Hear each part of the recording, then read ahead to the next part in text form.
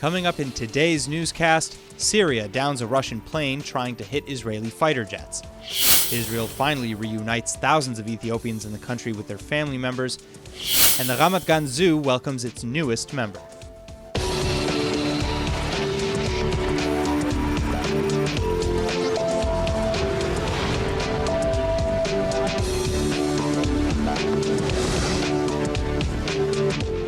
A potentially massive wrench has just been thrown into Israeli-Russian relations in an incident that took place over Syrian airspace. Shortly before the Yom Kippur holiday, Israeli jets apparently launched an airstrike on a Syrian military target in the country. Syrian defense missiles fired back, attempting to block the volley, but struck a Russian plane in the crossfire instead. All 15 passengers aboard that plane were killed in the incident. This has put Israeli-Russian relations to the test unlike no other event in recent memory. In a rare move, the Israeli Air Force admitted that they had indeed conducted an operation in Syrian airspace. Syria immediately accused Israel of intentionally using the Russian plane as a cover to avoid retaliation, and even in Moscow, Russia's immediate reaction was one of skepticism that Israel had acted properly. Russia is, of course, an essential linchpin for Israeli interests in Syria, which mostly revolve around the removal of Iranian proxy armies from the northern border. Needless to say, this incident posed quite a dilemma for Israeli leaders then. In the hours before Yom Kippur, Prime Minister Netanyahu was on the phone with Russian President Vladimir Putin, conveying his sorrow for the deaths of 15 Russian nationals. Shortly thereafter, Putin issued a formal statement to the media, mostly absolving Israel of responsibility for the incident. Contrary to Putin's words on Monday, however, Moscow has apparently just pulled a complete 180. Earlier today, Russia's Tel Aviv embassy posted the following on Twitter, accusing Israel's Air Force of, quote, irresponsible and unfriendly actions that led to the downing of their plane and these 15 deaths. For now, it remains unclear where Israeli-Russian relations truly stand, or whether or not this incident can be sorted out without straining tensions any further.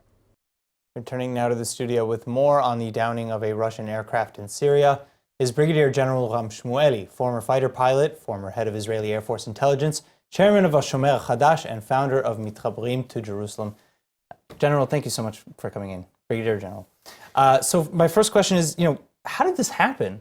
How did we not, we have to start that we don't like the issue of loss of life of Russian soldiers, but those lives were taken by Syrian air defense missiles that were launched toward this airplane. So the Israeli airplane haven't shot this airplane. It was done directly by the Syrian ground forces. Nevertheless, more than that, when the airplane was shooting down by the Syrian, Israeli airplanes weren't there yet anymore. We left 20 minutes before. So it was a very... You know that. I know that. We left before. We haven't been there when it shot down. They always do it. They fire a lot of missiles while we are in the air, the Israeli airplanes. And after we finish the attack, because when we have an attack, first of all, we notified in advance the Russians. Secondly, what we do, we make sure that there is no other incidents or flights that can collide with our attack. So this is what we have done. We notified them. We took care that nobody is around. This airplane was 100 kilometers aside. And then we execute the attack against targets, against missiles that the Iranian ship to the Latakia, and from Latakia to Hezbollah. Those are very accurate missiles that they send strategic weapon. And then we withdraw our airplanes, and when our airplanes withdraw, these airplanes came, and we haven't been there. And this is and then the missile that took down the Russian absolutely. So you're saying this was deliberate. This is a gross mistake. It's a gross mistake, and I tell you from the knowledge from the other attacks that we made in Syria, that it happens that they launch missiles 15 and 20 minutes after we are not there. So first of all, why would they do that? What strategic importance does it, No, they haven't done it. 15, 20 they minutes haven't after? done it. They've done it by mistake. Okay. They are so inaccurate, So this is what's happened. It's a fog of someone is flying in the air. So, okay, so all of that being said then, you have this information, I'm assuming, being conveyed to Putin prior to him making these statements. So then after that, just earlier today, we have the Russian ambassador here in Israel saying that, pretty much blaming Israel for the attack and saying, we really shouldn't have been there and we shouldn't have been doing anything. We should have notified, we should have, would have, could have. Since I'm talking now as a professional, so I'm not going to think why they have done it. Maybe they had this kind of fog as much as the Syrian, because they sit there and maybe they see some of the picture. Nevertheless, we send our Air Force commander and a group of our officers in order, first of all, to give them all the details, and secondly, to make sure that everything in the future will be the same like it's happened in the last 3-4 years. In the last 3-4 years, we haven't had any collision with the Russians, and we don't like it to be in the future. But I want to insist, we have to destroy those targets, because this is strategic weapons that come in from Iran in different ways in order to send it to Hezbollah. Okay, so my final question on this topic is, how will this affect Israel-Russian relations, especially as it pertains to operations in the future, as you mentioned, we will probably need to conduct? I believe that we are going to keep on our job in Syria in order to protect Israel. I believe when the Air Force commander now is there, is going to share with them more knowledge and more information about those shipments that we haven't gave them before. Now we are going to give them even more knowledge that this is something unacceptable from Israel to have those shipments from Iran to Syria.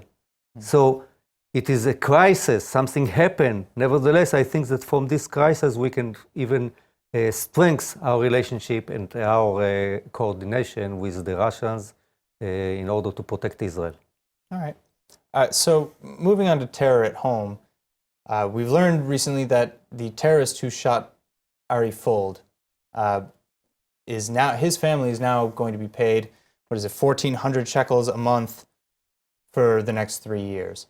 How are we supposed to promote a peaceful coexistence or anything like that while the PA is paying terrorists? It's systematic. First of all, if you plan to make a suicide attack on Israel, you know that even if you survive or not survive, you know that your family is going to be paid. It's systematic. It's not only this tragic what's happened. So is there any workaround around First one. Secondly, if you are going to survive this attack as a terrorist and going to jail in Israel, you are going to get money from them.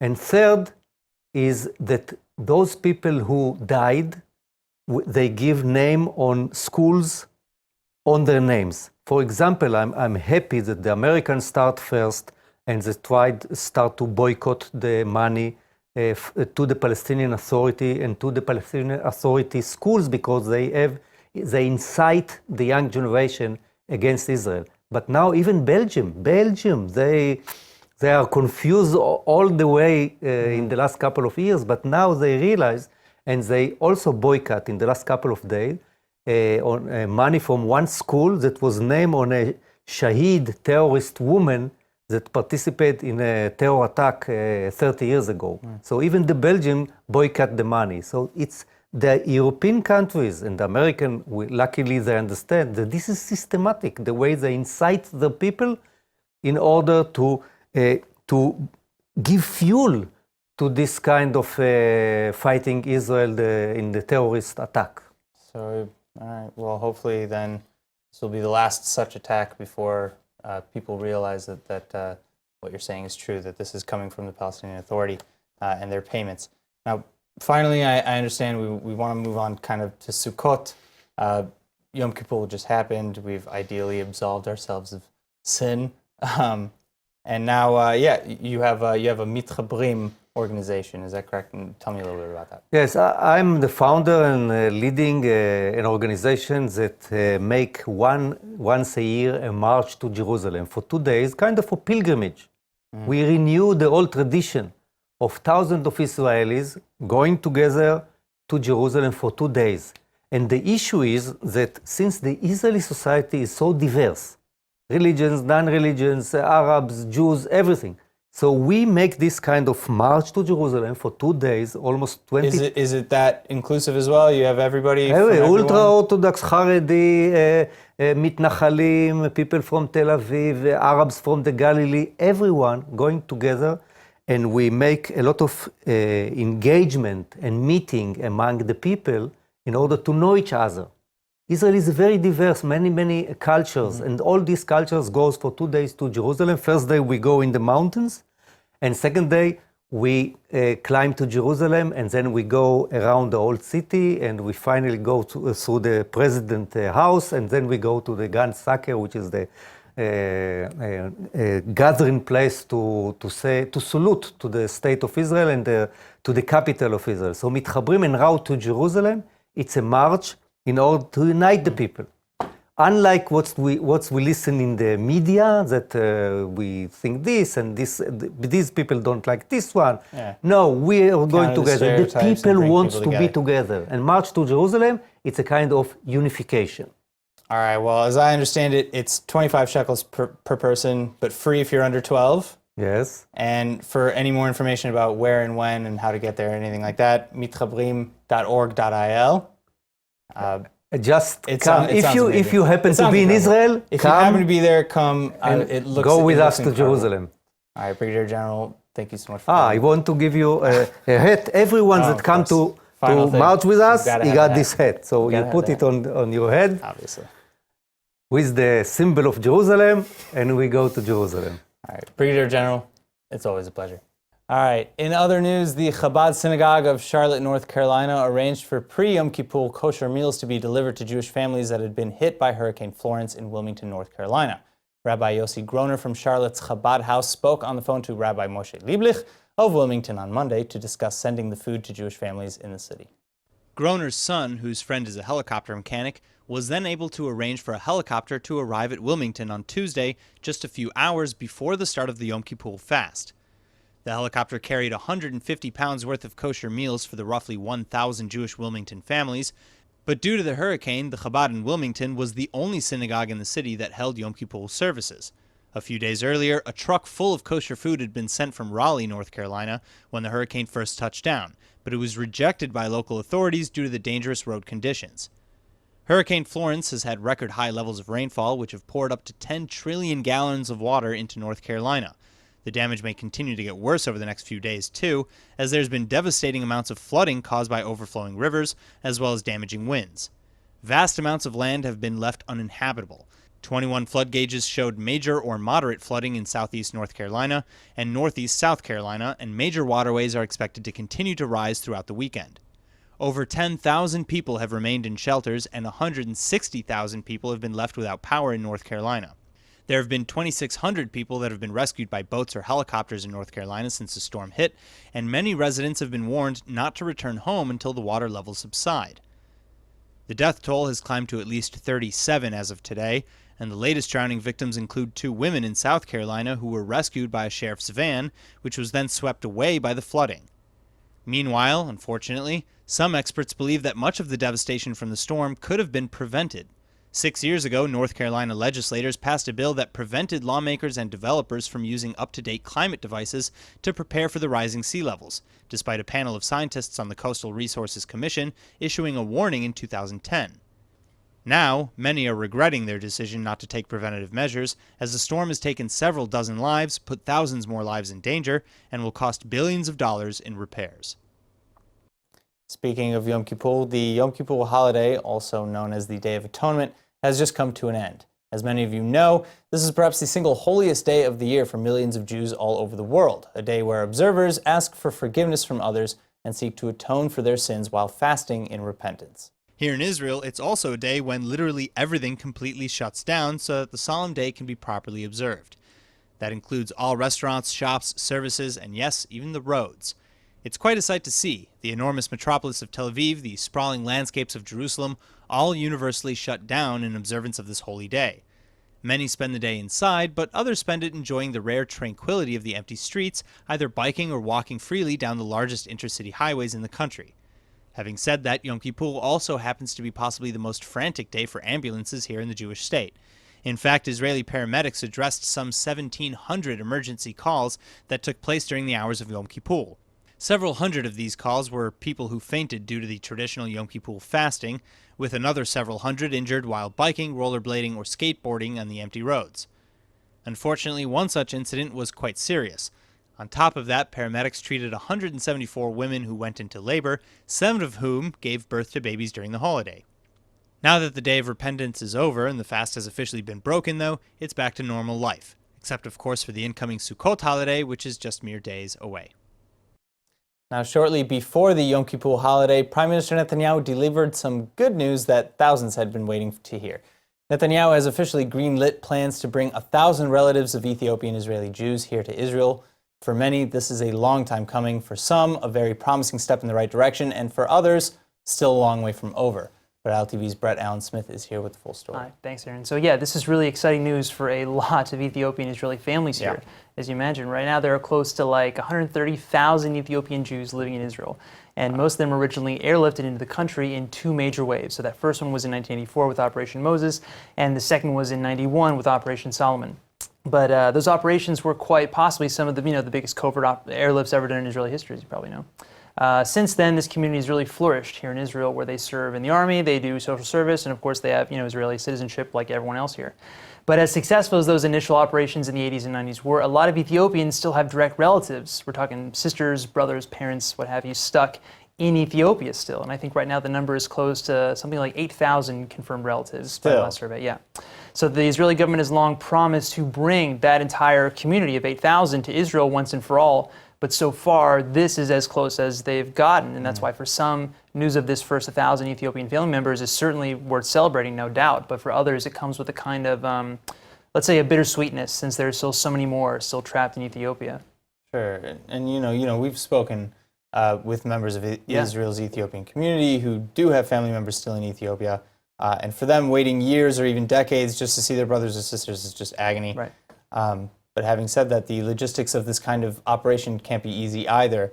We're talking money, organization, and of course immigration for thousands of people. Yeah, no doubt. that initial pledge, right, from Prime Minister Netanyahu to bring every last Ethiopian Jew to Israel, that was made, almost 3 years ago now in 2015. So obviously, it takes time. But like with everything, it's also a question of, let's say, urgency and priority, of course. And that's really where the debate kind of comes in here. So the newly appointed chairman of the Jewish Agency, Isaac Herzog, says that this first step of 1,000, that's a step in the right direction, a great step, actually. But the real test is going to be how quickly that entire remaining group of 7,000 get immigration status here like that first group. But for that, we'll obviously just have to wait and see. All right, we'll wait, we shall. In the meantime, I'm sure thousands of families are very eager to finally see their loved ones in person for the first time. Sure. And that'll be such an incredible day, when it finally comes. Brett, thanks for the report. Of course. Professors should encourage students to explore educational opportunities without the influence of personal politics. But for University of Michigan Associate Professor John Cheney-Lippold, that is not the case. Cheney-Lippold, a professor from the American Culture Department at U of M, refused to recommend student Abigail Ingber for a study program in Israel. He wrote her an email stating that, quote, many university departments have pledged academic boycotts against Israel in support of Palestinians living in Palestine. This boycott includes letters of recommendation for students planning to study there, end quote. He ended the email saying he would be happy to write her other letters, however, provided they are to anywhere else. It is important to note, though, that the University of Michigan does not align with Cheney-Lippold's stance, and Kim Brookhind, the spokeswoman for the university, responded saying, quote, the academic goals of our students are of paramount importance. It's the university's position to take all steps necessary to make sure our students are supported. And while members of the University of Michigan community have a wide range of individual opinions on this and many other topics, the university has consistently opposed any boycott of Israeli institutions of higher education, end quote. Ingber told the Michigan Daily she is currently unable to comment on the incident as she's waiting to discuss it with university officials. Now, my next guest today comes with a very simple and special message. Shouldn't your home be smarter? And if your answer is anything along the lines of, but I don't have so many smart tech things to begin with, well, don't worry, because now you'll be able to connect just about anything that runs on electricity to this smart home solution. Here to tell us all about it is the Director of Integration at Nextcom, Eran Sagi. Eran, it's a pleasure to have you in here. Pleasure to be here. All right, so my first question is, tell me about this smart home solution and what it does and how it works. Well, basically, a smart home solution is a network of elements that all communicate together to bring you comfort, safety, and security at your home, regardless if you're home or you're not home. That's the basic system. Okay. Now, if we dig deeper into the system and look at what we offer, we take regular homes, regular apartments, 3-bedroom apartments. For anybody, we're not talking about like the rich here. We're talking about That's right. small. No villas, no rich people. Standard, ordinary, average wage people who want the comfort of their house to suit them. Sure. And they want to change a few things, like what happened to me if I only have one thing that would make my life better. And So you can tweak all of that. yeah, we can tweak all of that, and you don't need any smart appliances. You don't need anything done in your apartment. You don't have to rebuild your apartment. You just need to want it, and once you want it, you can take a small element which we call a networked element, Okay. like this one, Sure. and we install it in. This is a light switch element, by the way. We install Okay. it behind the light switch, Can I see it? and All right. suddenly this light switch is smart. It remains your regular light switch, which means you can turn on and off the lights regularly. Right. Actually, The used to. analog is still fine. It's still fine, but afterwards, the smart home takes control, because if you forgot to turn off the lights once you left the room, Sure. the house will turn the lights off for you. That's very cool. And I'm assuming these have more complicated functions along the same lines. This is the brains of the system, Got which it. means all the logics runs in the main controller. I brought here another example of a boiler system. In Israel, everybody has a solar boiler, but in the winter, where there's no sun, they always forget to turn on the boiler. So what we have here is a system that can turn on the boiler for you. You don't have to press even the button. You just have to know that the kids come home at 5 p.m. from the extracurricular activities, and they will have hot water. Perfect. So it sounds like this can actually also save you a lot of money, it can save you time, and it'll make a lot of things a little bit more comfortable in your life. Yeah. Where is this available? Well, this is available now in Israel. We have a lot of certified installers. This is a very simple system to install, so we have a lot of certified installers. This is a standard Z-Wave system, which is an international standard. You can buy the devices even yourself. All right, Eran Sagi, Nextcom. Thank you so much for coming in. Thank you. It's a Yom Kippur miracle. Israel's Ramat Gan Zoological Center has just announced that one of its nearly extinct white rhinoceroses gave birth to a healthy 110-pound female baby rhino. And this was the 5th rhino born to the zoo's 25-year-old white rhino named Tanda. A year and a half ago, safari workers saw a male rhino mating with Tanda and soon discovered that she was pregnant. White rhinoceros pregnancies typically last 16 to 18 months, so they planned the birth around this time.